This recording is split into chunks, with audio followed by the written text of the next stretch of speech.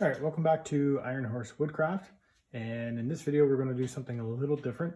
And this one, we're going to, instead of build something, we're going to refinish something. So I was handed this piece here to try to refinish.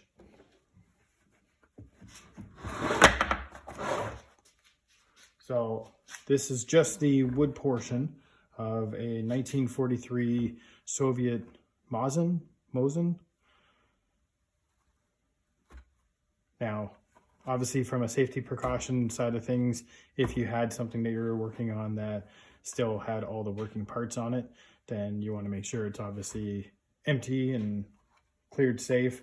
But myself, even though I've had many years of experience working with different types of firearms, I don't actually have my firearms license. So one of the requests was to make sure that it was stripped of all the shooting portions, so I'm not violating any rules or anything like that. So this is just the wood, and the goal is to try to strip it down gently because we want to keep some of the uniqueness of it. It's got many years of little nicks and unique aspects to it of wear and use. So we want to maintain that, but we also want to get a fresh coat of stain on there and get it refinished and looking all pretty like. So in the past for stripping, I used to use, not that kind of stripping, but furniture stripping, I used to use this stuff. And obviously this is an older can, which I don't remember when and where I got it. Obviously Home Hardware, but it's been a while since I did any refinishing like this. And I found out that you can't actually get this anymore, at least in Canada. So apparently it's bad for you, causes some type of problems with your health and so forth. So all the Canadian manufacturers got rid of it. And unfortunately for me, I ran out. So I'm going to be trying something new by the same company, but it's I'll show you the English side. Same type of thing, just not as bad for you, I guess you can say, even though based on the warning labels is at least flammable and poisonous, but apparently not as bad for me as this stuff was. So we'll see how well that works.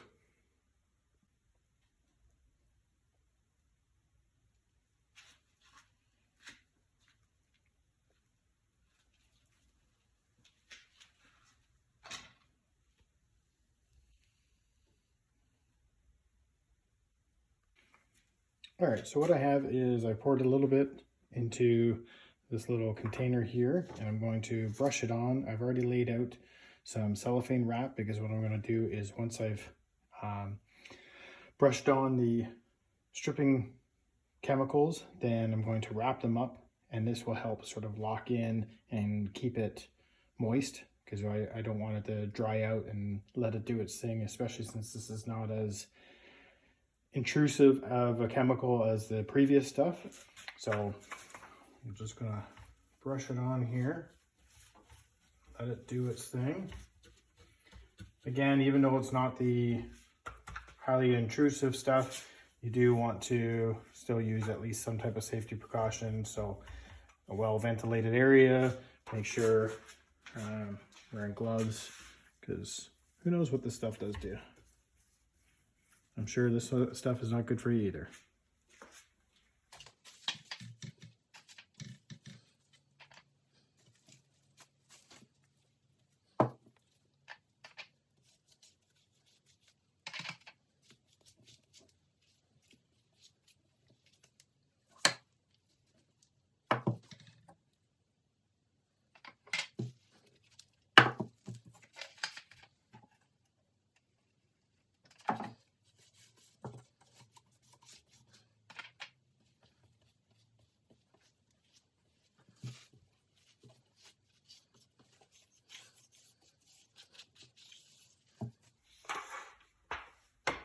All right, so we'll wrap this up.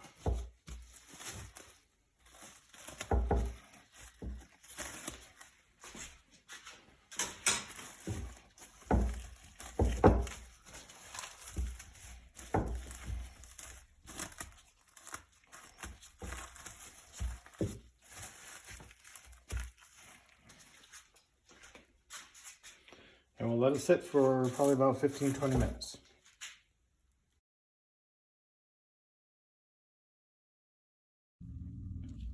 So as you can see here, what I ended up having to do, because this cling wrap that I got was kind of garbage, I ended up using some tape to wrap it up and keep it a little bit tighter. And I ended up leaving this stuff on for about an hour or so. And I've already started work on this other wooden piece. I think it sort of goes something like this over top of the part of the barrel. But this one I've already unwrapped, and what I did was I started off with some 3M Scotch-Brite pad, and basically this is their light duty stuff, and it's kind of equivalent to 4.0 steel wool, but without the issues with like rusting or anything like that. So it's a light duty abrasive, and was able to sort of strip things down and then use a little bit of 120 to sort of hit a few spots, a couple shiny spots here that might need a little touch up. But what I want to try to do is minimize as much as possible too much sanding, because you don't want to change the shape of any of this, because all this has to go back together. And really, once you get on the insides of these, definitely I'm not touching any of the inside here or inside where any of the metal portion of the barrel or the trigger mechanism actually goes, because really have to make sure that we're not changing the actual shape of things, which too much sanding can do, and then things won't fit right back to the way that they were. So we're just trying to take off the old varnish, and this way we can start refinishing it with a fresh new stain and clear coat. So let's get going on to the main stock itself. So one thing that I'm finding as I'm trying to clean this up is I may have actually left it too long, because now what's happened is it obviously started melting and stripping off the stuff, which are the old varnish, but it's actually re-solidified again. So now it's this rough surface. So I might actually hit the stock with another coat of it and maybe not leave it for as long. And this will cut down on how much I need to keep stripping this stuff off. So I've got another coat on. I'm going to let it do its thing for a little bit. I'm not going to wrap it, and I've only done one side just so I can control it a little bit better. But I will definitely say that no matter what they say that this is the quote-unquote healthier stuff, this stuff definitely does stink. And one thing I was always told is if you can smell it, it's probably not good for you. So make sure that if you're using this stuff, make sure you're using well-ventilated area, because I can definitely smell it, and it's not good. So this here gives you an example of why I chose to go with a chemical stripper as opposed to going just straight sanding and trying to strip as much as I can off with any type of abrasive. A little stamp like this, you really run risk of destroying that. There's even like little divots, sort of like that. And many of this is the uniqueness of an antique piece like this. So using something like a chemical allows you to get that varnish off and be able to get to the actual wood itself without necessarily ruining and losing little pieces of history like that.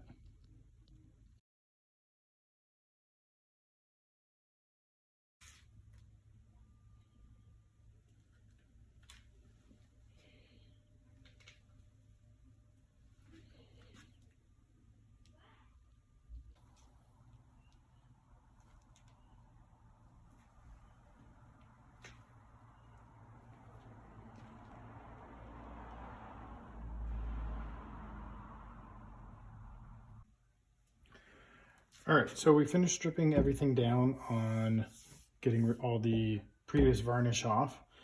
One thing that I ended up having to do was to reapply some more of the solvent, the chemical stuff, put some more of that on, and then I ended up using a chisel at a very, very light angle just to sort of scrape everything that, because what it was doing was loosening stuff, but I was finding that, as you can see here, it was just gumming up everything that I was using to try to strip it off. So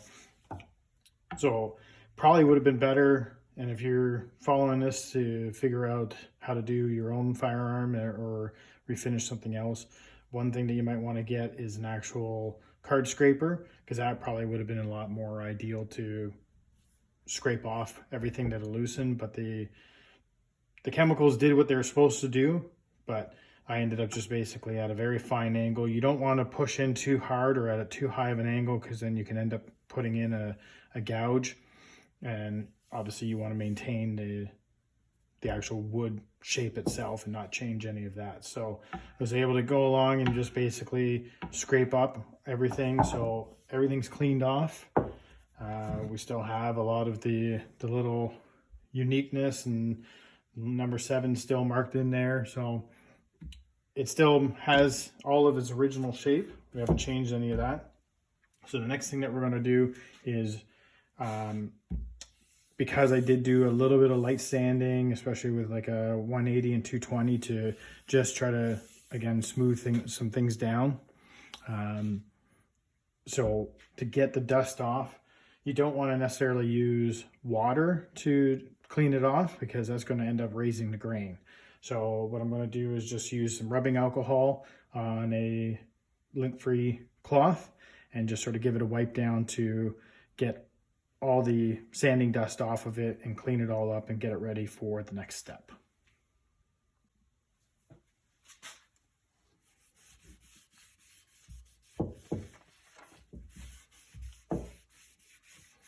Just giving it a wipe down with the rubbing alcohol. I've put it into a low container so I'm not contaminating anything else, especially since, as you can see, it's still going to bring up some of the dust.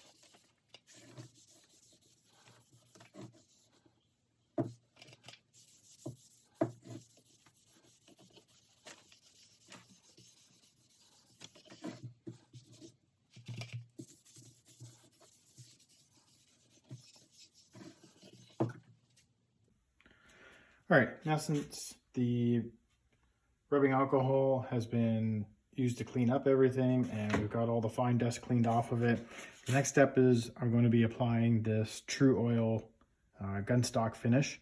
So this is popular not only with gun enthusiasts, but also I found that a lot of guitar makers have been using it because of the properties that it has to protect the wood and leave a nice clean finish on it. So not going to stain it at all. Looking at the finish of the gun itself, I think it has a good natural color to it already, probably from its original stain or the type of wood that was used for it.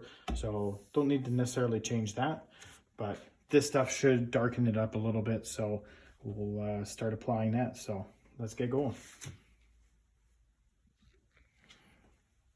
Okay, so we're ready to start oiling. So I put some into a little container. These little dollar store pie containers are great. What I did when I opened up the oils, I just poked a little hole in the top and just poured some in, instead of opening it up all the way, because what this stuff can do is it can end up leaving a little film on the top. So makes it a little bit easier for reusing this bottle later on. So just a little bit, squirt it into here, and then just using as much as we need to apply onto the finish.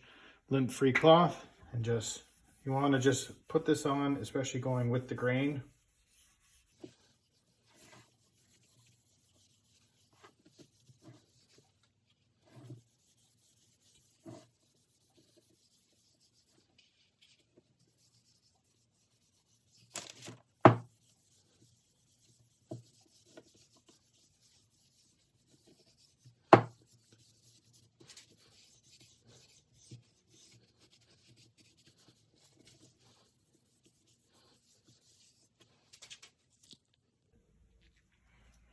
So I've got it actually up on some of these painting pyramids to just have it raised up and let nothing touching the finish, because I want a nice, clean, smooth finish. So let it dry. On the bottle, it actually says, depending on the conditions, you're looking at anywhere from 2 to 24 hours. So what I'm probably going to end up doing is leaving this overnight, let the oils do its thing.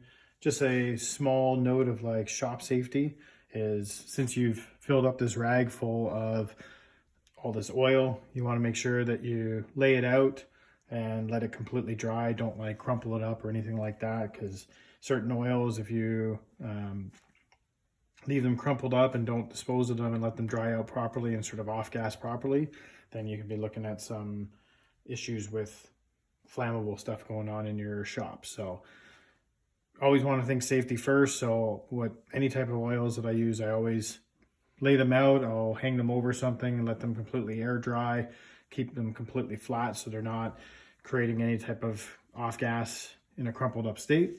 Let them air dry out, and then I can dispose of them safely. So don't want to deal with any fires or anything like that. So we'll let this dry, and then we'll come back to this probably either later tonight or tomorrow.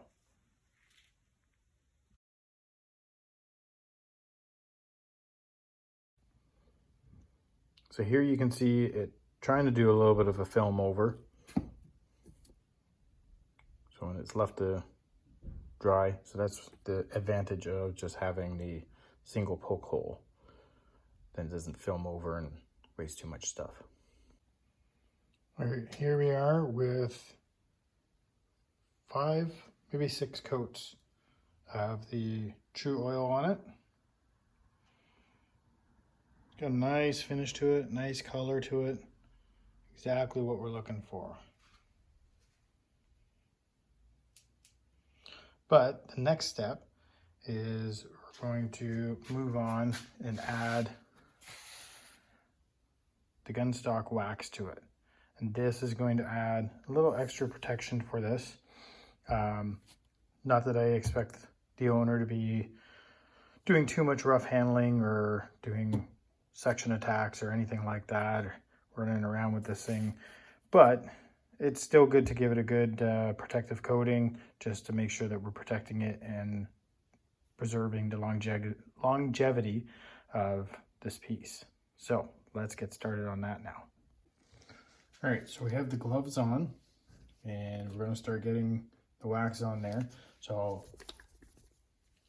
you want to give it a really good shake. When I first started shaking this, it wasn't even moving, so it took quite a bit of effort to really shake it up, and now we got some liquids mixing around. And like I mentioned, some gloves to protect your hands, and I also have here microfiber cloth, and what we're going to end up doing is applying some onto the wood and then polishing it. So if you're ex-military or anything like that and familiar with like polishing boots, that's kind of the idea. I'm going to do a little circular motion to sort of polish it in there, and it'll help bring out a little bit of the luster of it, and then of course coat it in there to help protect the stock itself. So let's get going.